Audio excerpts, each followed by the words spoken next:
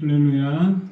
오늘도 말씀의 은혜 있기를 축복합니다. 오늘 말씀의 제목은요, 은총의 삶입니다. 잠언서를 보면 그 한 절 한 절이 참으로 우리에게 삶의 귀중한 안내서 같은 역할을 합니다. 오늘 22절에는 이렇게 말하고 있습니다. 아내를 얻는 자는 복을 얻고 여호와께 은총을 받는 자니라, 이렇게 말씀하고 있습니다. 모든 인생은 여호와께서 은총을 내리셔서 그 은총을 받고 그의 은혜를 따라서 살아가는 줄을 믿습니다.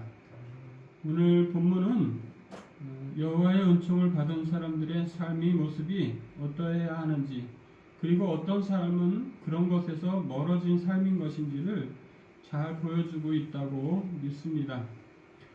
하나님께 여호와께로부터 은총을 받은 사람들, 그런 사람들은 오늘 본문에는 여러 가지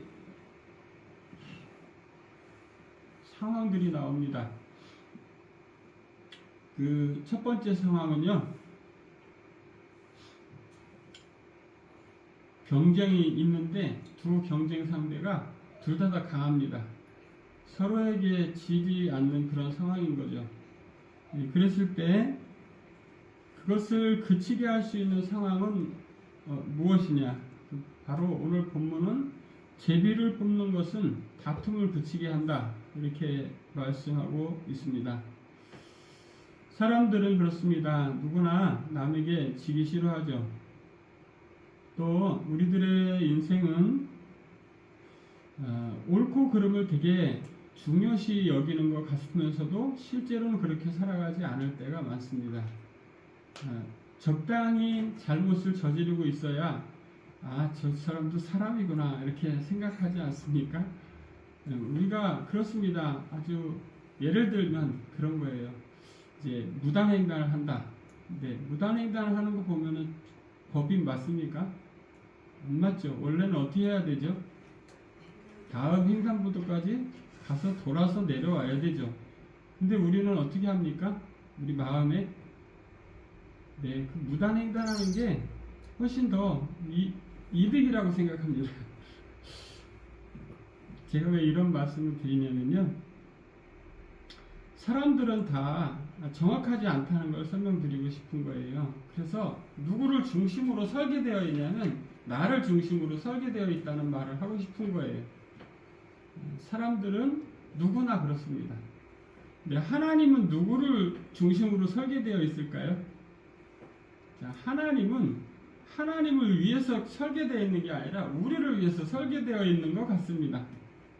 그게 하나님과 우리의 큰 차이점이에요. 그래서 사람들 사이에서는 끊임없이 무엇이 생길 수밖에 없냐면 다툼이 생길 수밖에 없어요. 그 다툼이 생기는 것을 오직 무엇으로서만 해결할 수 있느냐면요, 제비를 뽑았는데 제비가 뽑히는 게 누구의 손에 달려 있습니까? 성경은 제비 뽑는 일이 참 많이 나와요. 근데 그 제비 뽑는 상황이요, 모두 하나님에 의해서 결정된다라고 알려주고 있습니다. 할렐루야. 그렇습니다. 모든 다툼의 해결의 실마리는 오직 하나님께로부터 나오는 거예요. 오직 여호와의 은총이 아니면 그것들이 선이 해결되지 않는다는 거예요. 그 결국이 선하게 끝나지를 않는다는 겁니다. 다툼을 그치게 할 수 있는 것, 다툼을 그치게 할 수 있는 것이 바로 여호와의 은총이 되는 줄을 믿습니다. 자기를 중심으로 설계되어 있는 우리들에게 여호와의 은총이 없다면 끊임없는 다툼과 그 모든 것들로 모든 사람들은 멸망의 길을 걸을 거예요. 그러나 하나님의 은총이 그 멸망의 길을 지연시키고 있는 거예요. 하나님의 은총이 지금도 멸망의 길을 선택해서 걸어가고 있는 수많은 사람들에게 여호와의 은총이 향하고 있다는 의미예요. 그러나 손을 내미는 자는 그의 부르심을 듣고 응답하는 자에게는 그것이 유효하겠지만 그렇지 않은 자들에게는 무효하겠죠. 그렇습니다. 인생은 끊임없는 다툼의 연속입니다. 그 다툼의 종지부를 찍을 수 있는 것은 오직 주의 은혜뿐인 줄을 믿습니다. 우리가 이 땅에 무엇을 두고 연연하여 하는 것도 바로 끊어낼 수 있는 유일한 길이 그분의 은혜 안에, 그분의 은총을 내가 충분히 받고 있다고 깨달으면 벗어날 수 있습니다. 사랑하는 성도 여러분, 여호와의 은총은 정말 우리들의 일상에, 우리들의 인생 전체에 꼭 필요한 요소인 거예요. 그분의 은총이 아니라면 하루를 사는 게 지옥 같을 거예요. 그분의 은혜 안에 살아가는 때조차도 우리는 가끔씩 그런 감정을 느낍니다. 너무 힘들다. 이렇게요.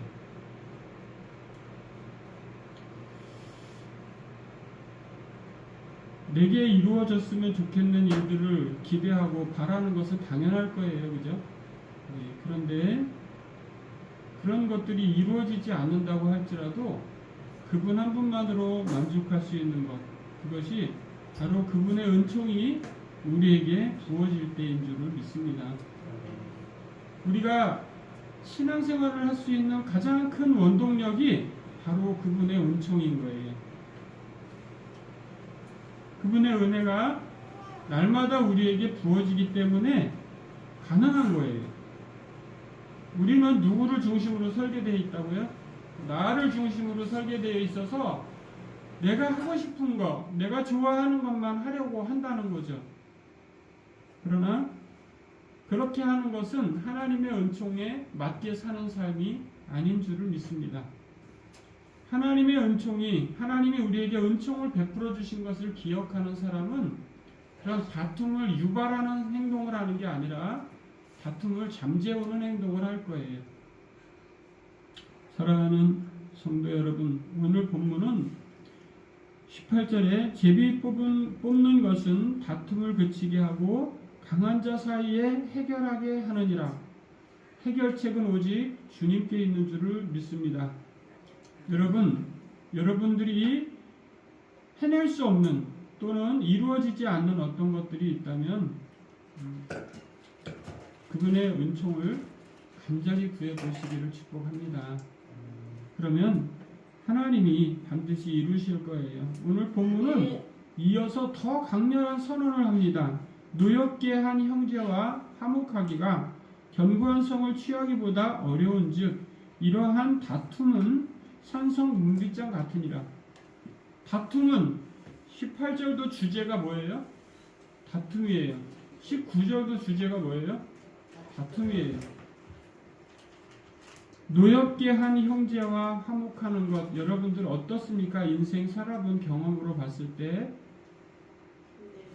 한번 노엽게 한 형제가 그 노여움을 풀기까지는 참으로 많은 시간이 필요하고요, 많은 노력이 필요해요. 그런데 서로 간에 그런 어떤 것들을 분쟁이 일어나서 다툼이 있었다면 그것이 화해되기까지는 참으로 오늘 본문엔 어느 정도라고 설명하고 있습니까?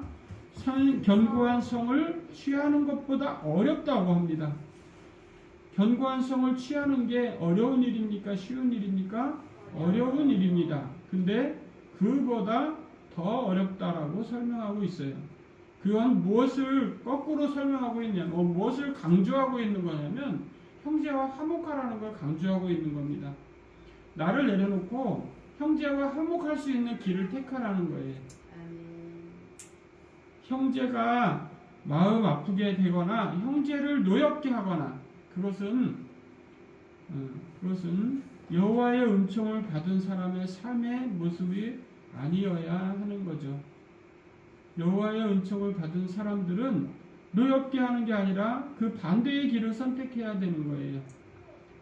노엽게의 반대가 여러분은 뭐라고 생각하십니까? 네? 노엽게의 반대는 기쁘게입니다. 노엽게의 반대는 감사하게입니다. 우리는 그렇습니다. 형제들이 나한테 뭔가를 잘 해주고 뭔가를 계속 도와주고 이렇게 하면 고맙다고 생각합니다. 근데 그런 사람들에게 은혜를 갚을 생각은 별로 안 합니다. 왜? 그 사람은 나보다 더 많은 것을 가졌기 때문에 나누어주는 것이라고 생각해요. 그냥 그것이 마음이든 그것이 물질이든 그것이 무엇이든 간에 저 사람은 나보다 그런 면에서 낫기 때문에 그렇게 해도 된다. 이렇게 안일하게 생각한다는 거예요. 근데 그것은 하나님의 은총을 내가 받은 사람이라면 받은 은혜에 대해서 갚으려고 해야 될 줄을 믿습니다. 내가 받은 만큼은 적어도 갚아야 되지 않겠습니까? 그래야 세상이 돌아가지 않을까요? 사람들은 그렇게 생각합니다. 내가 하나 받았으면 하나 준다고 생각합니까? 특히 나에게 해롭게 한 사람들에게 하나 받으면 하나 줍니까? 배로 받으면 어떻게 합니까? 말로 주는 게 세상입니다. 그렇습니다. 우리는 내가 하는 말이 얼마나 강한지를 몰라요. 왜? 나를 중심으로 설계되어 있기 때문에 그래요. 근데 세상 사람들은 그렇다 할지라도 하나님의 은총을 받은 우리들은 많은 노력을 기울여야 되는 거예요. 왜? 그 노력을 기울이지 않으면 세상이 아름답지 않을 거니까요. 세상이 아름다운 이유는 여호와의 은총을 받은 사람들이 살아있기 때문에 아름다운 거예요. 세상이 아름다운 이유는 착한 사람들이 많아서가 아니에요. 세상이 아름다운 이유는 아름다운 경치가 있어서가 아닌 거예요. 세상이 아름다운 이유는 하나님의 거룩한 성도들이 있어서 아름다운 거예요. 그러는 성도 여러분들이요, 다툼은 정말로 일만 악입니다. 모든 것에 피폐하게 만듭니다. 인생을 멸망의 길로 이끌어갑니다. 하나님의 은총을 기억하고 그런 자리에서 벗어나기 위해서 참 많은 노력을 해야 돼요. 그리고 우리가 받은 은총에 대해서 갚으려는 시도를 하셔야 됩니다. 그리고 그런 것들이 하나하나 쌓이면서 여러분들의 인생이 풍성하고 아름다운 게 되는 거예요. 20절과 21절은 똑같이 무슨 얘기가 나오냐면 사람의 입에서 나오는 것, 이렇게 나와 있습니다. 사람의 입에서 나오는 열매로 말미암아 배부르게 되나니 곧 그의 입술에서 나는 것으로 말미암아 만족하게 되느니라. 죽고 사는 것이 혀의 힘에 달렸나니 혀를 쓰기 좋아하는 자는 혀의 열매를 먹으리라. 우리가 말하는 게 얼마나 중요한지를 또 다시 한번 볼 수 있는 그런 부분입니다. 특히 그리스도인들이 하는 말이 비그리스도인들보다 더 험한 말을 사용한다면 어떻게 되겠습니까? 더 그들의 마음을 만지거나 따뜻하게 하지 못하고 상처를 입히거나 그렇게 되면 어떻게 됩니까? 우리는 무슨 말을 합니까? 야, 쟤 예수 믿는다네, 저 모양이야, 이렇게 얘기합니다. 근데 그거면은 그나마 하나님을 욕을 요만큼밖에 안 먹일 터인데, 특히 직분자들이 그렇게 하면 어떻게 합니까? 야, 너는 목사가 돼가지고 이런 말을 합니다. 네, 직분이 높아질수록 어떻게 해야 함을 우리가 스스로 알 수 있습니까? 말을 잘해야 됩니다. 네, 직분이 높으면 높을수록 그 말에 대해서 깊은 생각을 하면서 해야 된다는 걸 말씀드리는 거예요. 아멘. 왜요? 오늘 본문에 뭐라고 했기 때문에 그래요?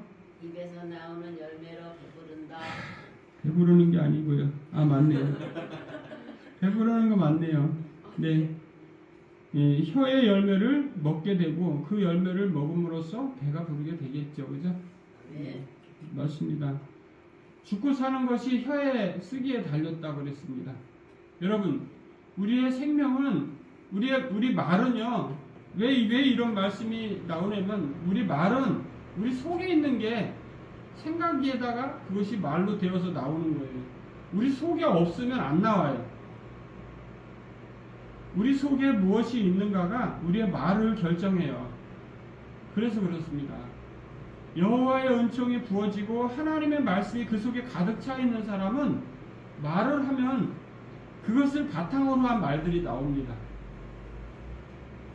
그런데 말씀이 바탕이 되어 있지 않고 이 세상의 지식으로 채워져 있는 사람들은요, 입을 열면 세상의 지식을 동반한 것들로 결과가 나옵니다. 여러분들은 어느 편에 속하십니까? 네. 여러분들 참으로 우리가 성경을 많이 보고 그것을 깊이 묵상해야 하는 것은요, 바로 이런 것들 때문에 그래요. 하나님의 은총을 입은 사람이 이 세상 사람들과 똑같은 방식으로 생각하고 똑같은 방식으로 결정하고 똑같은 방식으로 무엇을 한다면 다를 바가 무엇이 있어요? 주의 은총을 받은 사람다운 어떤 것들이 있어야 되지 않겠습니까? 예, 그런 것들로 우리가 이 땅에 더 아름답게 만들 수 있는 사람들인 거예요. 사랑하는 성도 여러분들이요, 우리의 입술에서부터 나오는 그 모든 것들은 참 아름다운 것이어야 해요. 다른 사람들의 어떤 실망하고 낙심해 있는 사람들에게 기운을 북돋워주는, 또 힘들어하고 어려워하는 사람들에게 도움이 되는 그런 말들이어야 하는 거예요. 또 다른 식으로 표현하면 생명을 살리는 말이어야 되는 거예요. 죽어가는 사람들을 매를 때리는, 네? 죽어가는 사람을 매를 때리는 그러한 말이 아니라 죽어가는 사람을 약을 발라주는 말이어야 된다는 거죠. 여러분들, 인생은 누구나 고단합니다. 그 고단하다는 것을 이해를 해야 되는 거예요. 야, 네가 뭐 한다고 힘들어? 이렇게 말하면 안 되는 겁니다. 누구나 자신의 인생에 무게가 있습니다.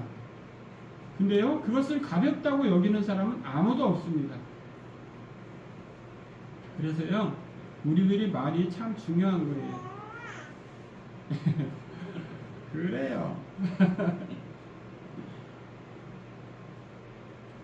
자, 그리고요, 22절은 이렇게 말합니다. 아내를 얻는 자는 복을 얻고 여호와께 은총을 받는 자니라. 아멘. 저는 이 말씀을 믿습니다. 여러분들은 어떻습니까? 그런 줄로 압니까? 아니면 믿습니까?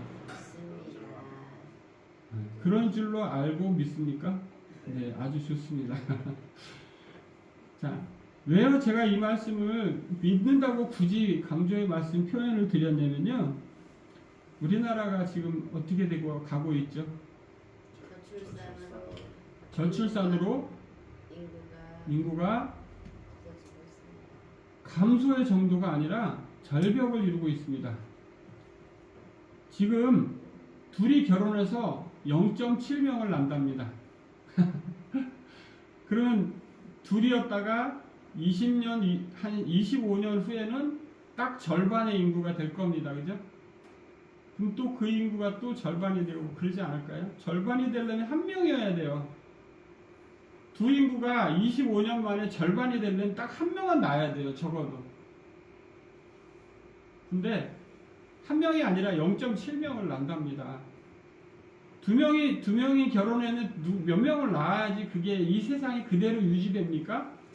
두 명을 낳아야지 그대로 유지돼요. 근데 한 명 낳으면 어떻게 됩니까? 반으로 줄어들고 또 반으로 줄어들고 이렇게 될 겁니다. 근데 세상에서 우리나라가 출산율이 가장 급격하게 떨어지고 있는 나라에 속합니다. 지금요, 지방만 아니라 서울에서도 고등학교까지 없어지고 있습니다.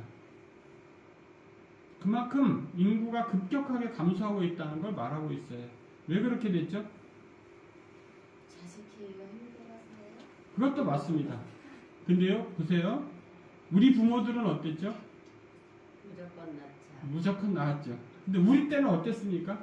둘만 낳아 잘 기르자. 저희 때는 그래도 저가 어렸을 때 교육받기는 그래도 한 그 3명 정도 낳아야 된다. 이렇게 하는 사람이 많았어요. 사회적 분위기가.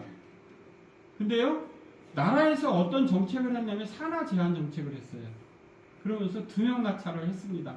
그러다가 80년대, 90년대를 넘어가면서 한 명만 나와 잘 기르자 이렇게 했습니다. 그거를 나라에서 그렇게 했어요. 그래서 지금 이렇게 인구 절벽 시대가 온 겁니다. 왜요? 그때 태어난 사람들이 우리가 살 때보다 절반으로 줄거든요. 여러분 심각한 겁니다. 지금 젊은 사람들 어때요? 지금 젊은 사람들 결혼 왜 해요? 이렇게 하는 사람들이 70%라고 들었습니다. 이게 정확한지는 잘 모르겠습니다. 어쨌든. 근데 그 사람들은 지금 무엇을 모르기 때문에 그렇게 자기 편한 대로만 삽니까? 그것이 지금 자기가 편하다고 생각하는 거잖아요. 자기가 좋다고 생각하는 거잖아요. 왜 그렇게 삽니까? 몰라서요. 뭘 몰라서요? 여호와의 은총을 깨닫지 못해서 그래요. 여호와의 은총을 받은 사람은 자기의 인간으로서의 사명을 다할 겁니다. 그래서 아내를 얻는 게 복이 있는 거예요.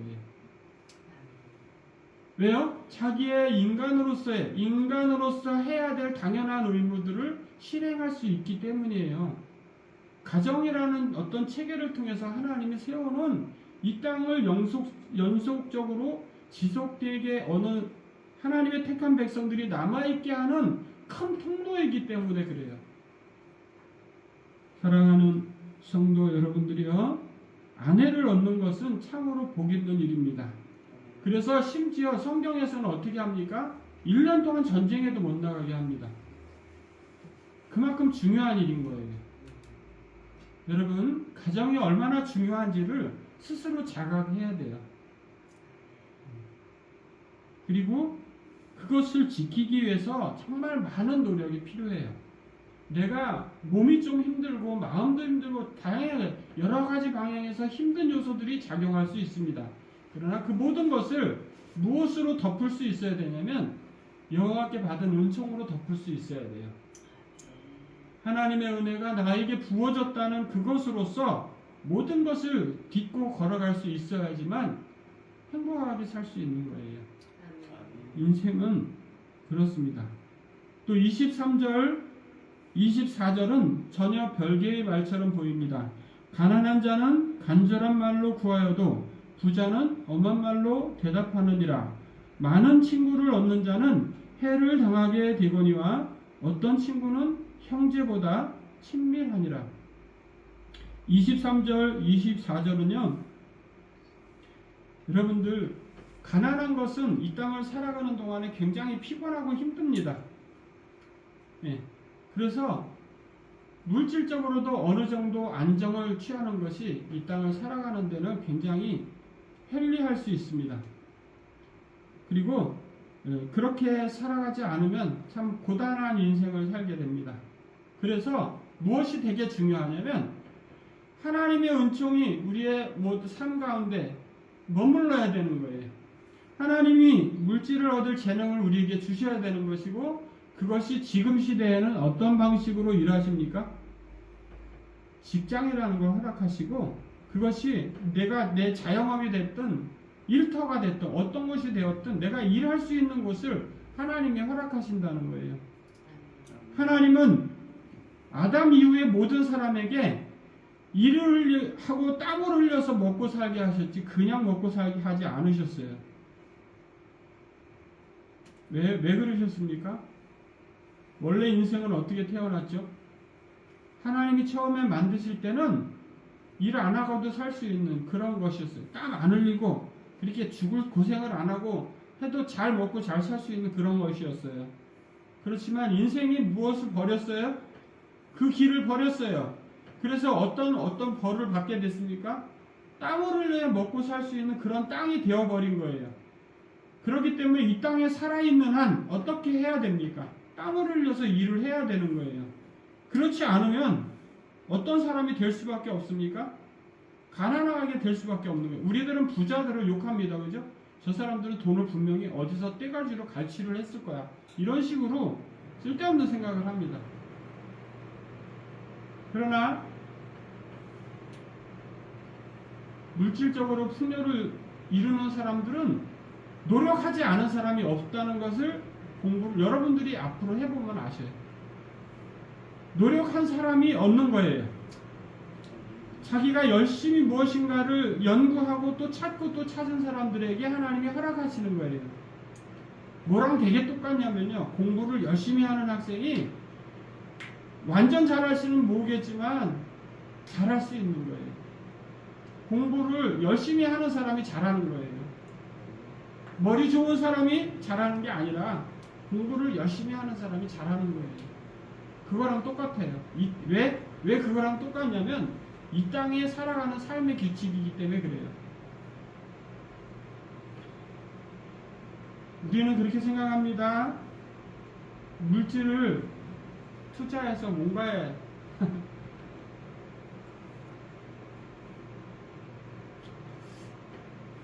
합당하지 않은 나의 노력과 투자의 그런 것, 나의 노력의 어떤 결과물이 아닌, 나의 노력의 결과물이 아닌 그런 것들을 기대하면 안 되는 거예요. 우리는 그런 것들을 기대해서 뭔가 대표적인 예가 뭐가 있습니까? 복권. 네? 복권을 들 수 있을 겁니다. 복권 같은 거 예를 들 수 있을 거예요. 그러나 우리들은 그렇게 생각합니다. 그거 뭐 가능하지 않아? 뭐 이렇게 하나님이 주시면 요거 할 텐데 막 이러면서 그럽니다.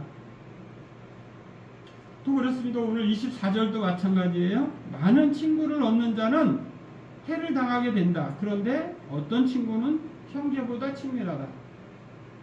여러분들 친구를 많이 사귀는 게 좋습니까? 깊이 사귀는 게 좋습니까? 깊이.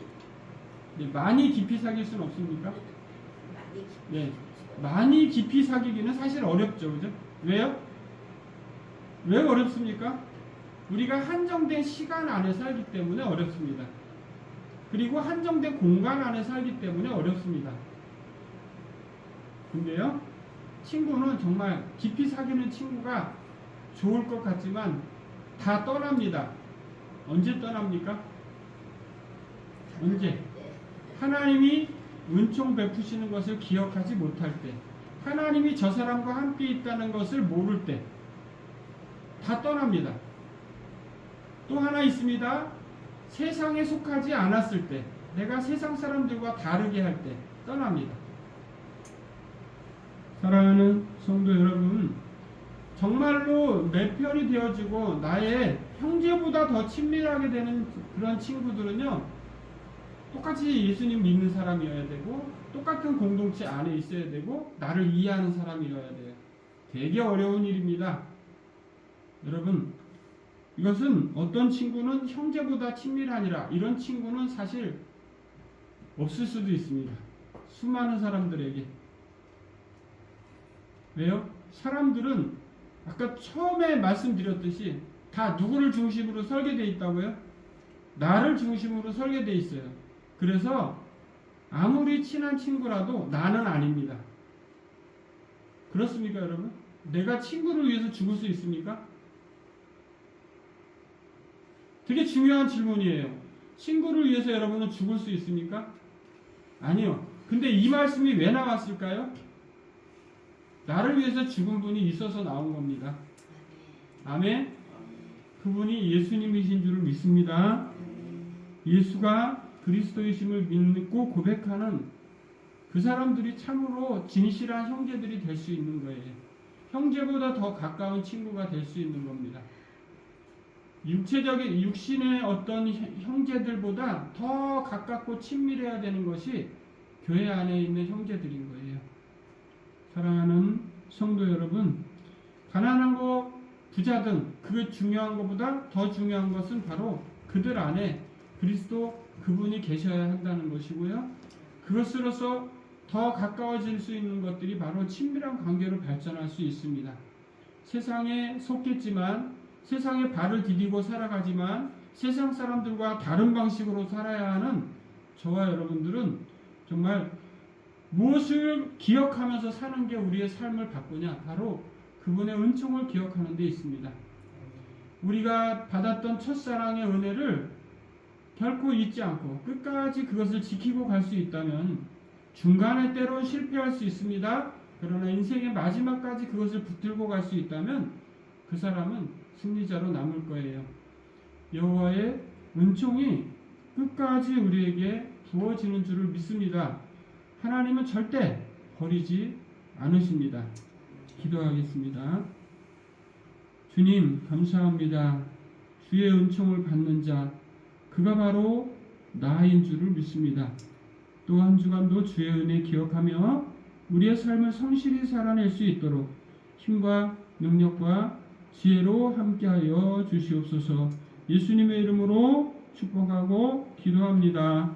아멘.